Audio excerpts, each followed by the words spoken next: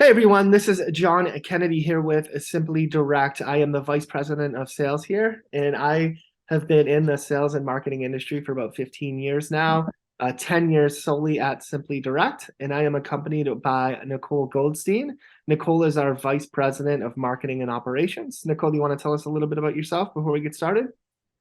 Sure, thanks, John. So I'm Nicole. I have been with SimplyDIRECT for almost 3 years now, and been in the B2B marketing space for upwards of 15 plus years. So happy to be here and chat. Awesome. So what we're going to be talking about here today are really three things: the importance of good quality data in any sales and marketing campaigns. We're also going to be talking about quality research and how important that is in 2023. And then we're going to end it by talking about personalization and the importance that that has, especially in outbound sales these days.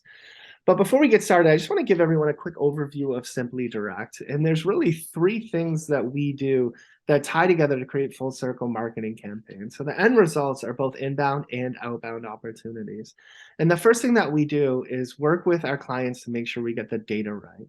At the heart of any good marketing campaign is clean data. You have to reach the right executives with the right messaging at the right time. And we really go above and beyond to make sure we achieve that.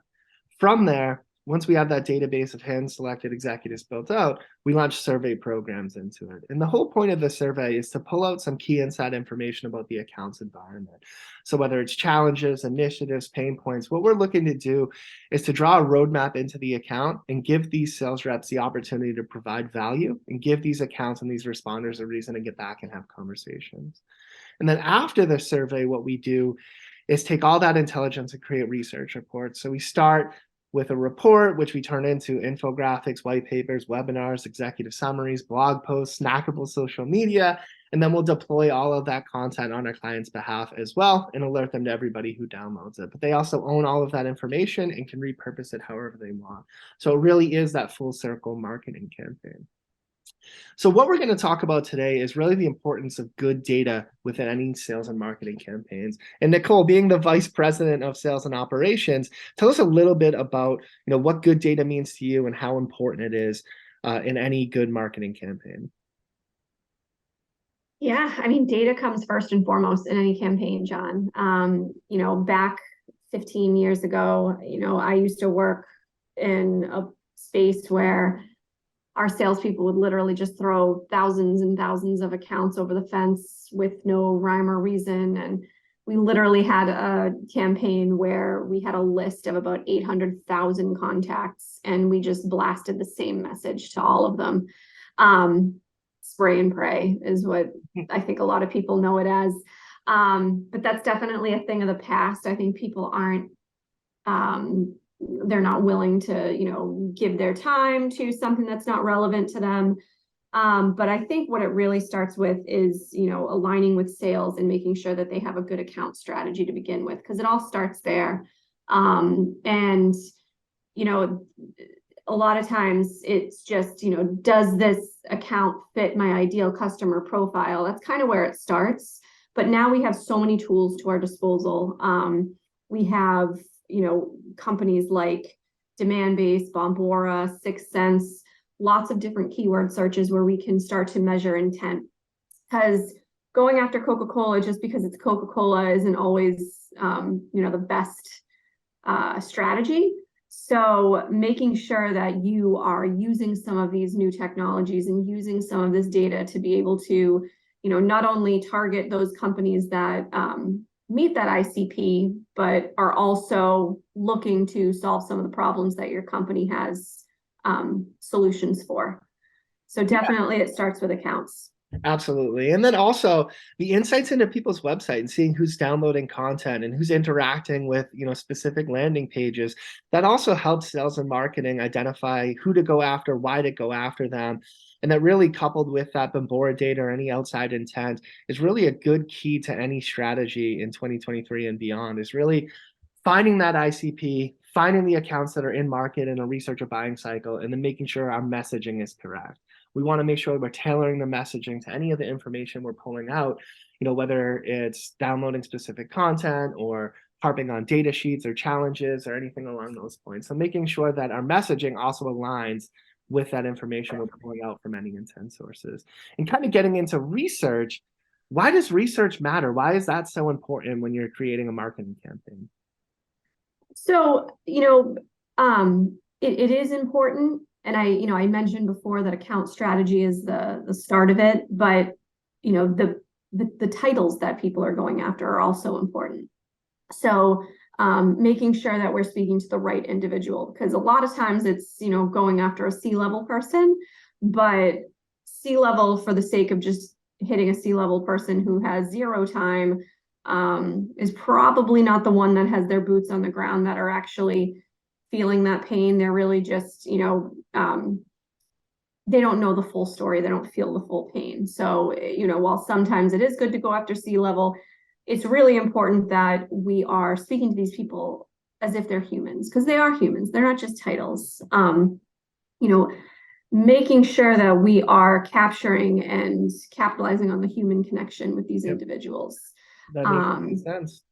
Yeah, and massive audiences are not always better. So really honing in, and I've seen a lot more of our clients come forward with less of title specs and titles that they're going after, and more of these personas where they're actually putting a face to a title, a name to a title, and they're really kind of outlining out what makes these people tick.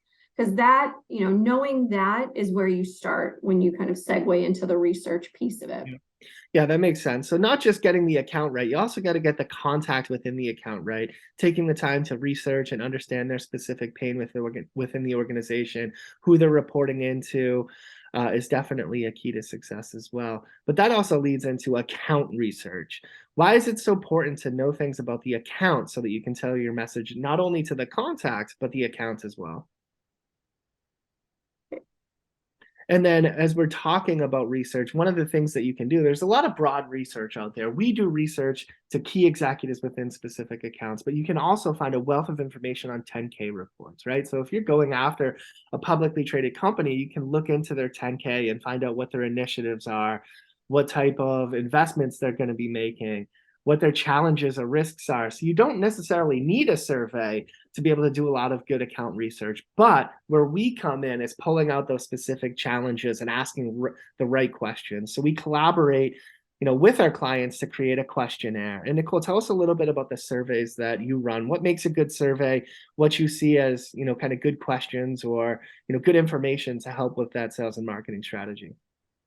Yeah, I think brevity is key. I know a lot of times what we do is we work really closely with not only the marketers at our that work for our clients, but also the sales teams. And I think it needs to be a good, healthy mix of definitely, questions that help guide a salesperson on, how hot is this lead, but also I think it's really important to mix in some light questions in there, mix in, fun, something that's a lot more engaging. Because again, these are humans. They're not just titles that are going to give you answers. But that's definitely where marketing and sales need to be really in sync. Making sure it's not all one-sided, that it's not all just technical questions. But, we will use that information to gather insights about these individuals. Again, what makes them tick? What are these problems that keep them up at night? Because a lot of times it's great to have this big, this list of here are my accounts and here are my personas, just speak to them all the same. But when you're gathering, further insights about them, then it makes it a lot more easier to put your most valuable resources, which is your sales teams, on the phones with the individuals that are really, the most likely to connect with them. Yeah. And making sure that we have the information that comes out of those surveys and that research to make more pointed outreach efforts. So it's not just this vanilla statement that goes across to everybody. Yeah, I totally agree. It also gives you the ability to kind of connect on that human to human level that you were mentioning earlier, which is really so important, because if they have a specific challenge and you've helped somebody else, it makes it a lot easier to say, hey, Nicole, notice you're experiencing this challenge. Here's a case study how we helped another company overcome it. Thought you might find it interesting. Looks like you're in the same boat as them. So providing that value, but also just giving them the ability to say, hey, I know I'm not the only one, or this is how another company did it. Maybe I can try a similar road to be able to overcome that challenge as well.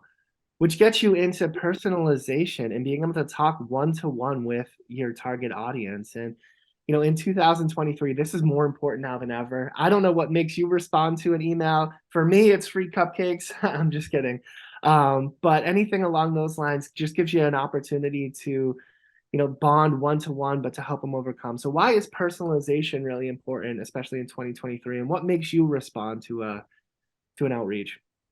Sadly, I'll always say yes to cupcakes. So that's definitely something that will help. But when there's no cupcakes, I think it's more important to ensure that, you are being more pointed in that message. So I get lots of emails all the time that are just completely irrelevant. They're reaching out to me about things that I don't even have any purview into, or I don't oversee. I can't tell you how many emails I get that are tied to, HR, HR systems or IT development. These are not things that that are relevant to my role.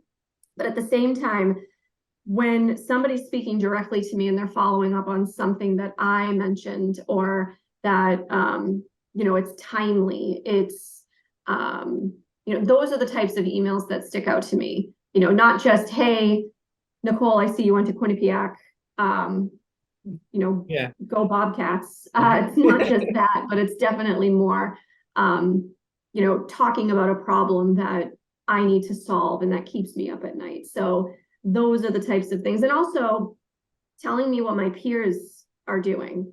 They say it's keeping up with the Joneses, but it's definitely making sure that you're not alone in a particular issue and that it is topical and that other people have solved it. So I feel like when the message is not only relevant, but it's also contextual to what I'm dealing with, those are the types of messages that stand out to me and make me answer those emails. Yeah, and that's really where surveying comes in, and the value behind a survey is giving you the ability to do that and to provide value, to help them overcome specific obstacles, to learn about their environment and their changes or challenges. And that's really where surveying will come in and play a key role in your outbound strategy. So just kind of closing things up, what are your final thoughts here, just based on, good data, doing the right research, and also personalizing your outreach? What are your final thoughts for everyone who's listening here today? So, I think that we're all in the marketing space and in the sales space. So everybody's so hurried and rushed to be able to move forward with a program or move forward with a sales call or, rushing through to get to the next thing. But I think it's really important to make sure that we're stopping and doing the due diligence up front, to do some of that research up front so that we can cater messages. Because when we are, I mentioned at the top of the call, spray and pray is really a thing of the past, but it's a thing of the past, not because, not just because people aren't responding to it, but, in the marketing space now, it creates a lot more negatives. It creates things like higher unsubscribes, spam reports, email domain reputation being diminished, frustration across the board, and no conversion. So, with generic spam no longer being effective, making sure that you do take your time and align yourselves with the sales teams and, make sure that you've done, put the data first and done your research and personalized your outreach. Yeah, that's definitely right in line with my final thoughts. It's do your due diligence, take the time, make sure you put in the effort to get the data right, create that personal, one-to-one, creative, thoughtful outreach when you do reach out to executives. And those are really the keys to success. Make sure everything you're doing is hyper personalized. You're not just putting them in, cadences and hitting send. Take the time. If you're going to do it right. And that's really our final thoughts here. So thanks everyone for listening. Both Nicole and I are always available. You can connect with us on LinkedIn, or you can go to SimplyDIRECT.com and we can both get back to you that way as well. So thanks a lot, everyone. I really enjoyed speaking here, and I hope you have a great rest of a summit. Thanks, everyone. Bye.